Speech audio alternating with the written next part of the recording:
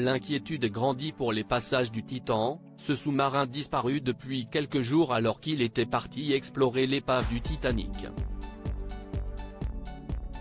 Mais l'apparition surprise d'un proche de Paul-Henri Nargeolet, l'un des passages du submersible, a surpris les internautes. Le temps est compté pour les 5 passagers qui ont pris place dans le sous-marin Titan qui a disparu à proximité du Titanic, alors qu'il était en route pour explorer l'épave du géant des mers. Les recherches ont pour le moment été vaines pour localiser le véhicule sous-marin et les réserves d'oxygène ne cessent de s'amenuiser pour les Pakistanais britanniques Shahzada Dawood et son fils Sulman, le Britannique Hamish Harding, l'Américien Stockton Rush qui pilote l'engin et le Français Paul-Henri Nargeolet. Sa fille avait réagi dans le JT de 13h de TF1, se montrant confiante sur les chances de survie des 5 passagers.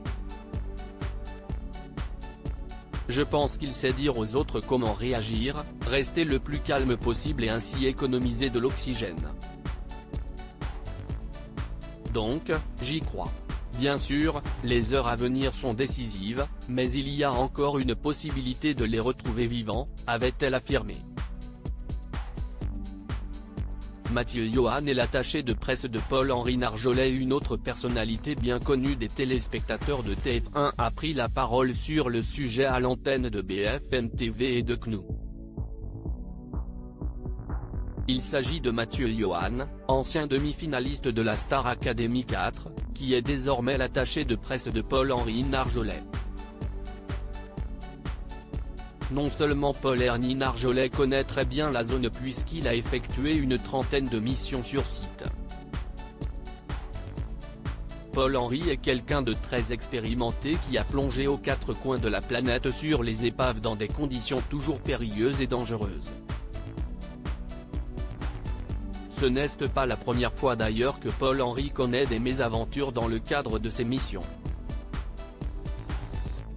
Il est déjà resté coincé plusieurs fois beaucoup moins longtemps, a-t-il affirmé sur CNU.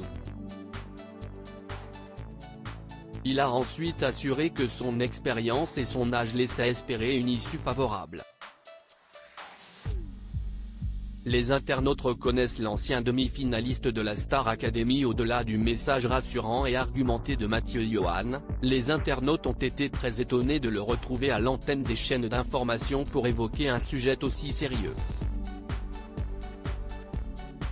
Mais si est-il le gars de la Star AC2, c'est pas le mec de la Star AC lui ? Se sont ainsi étonnés plusieurs internautes le reconnaissant.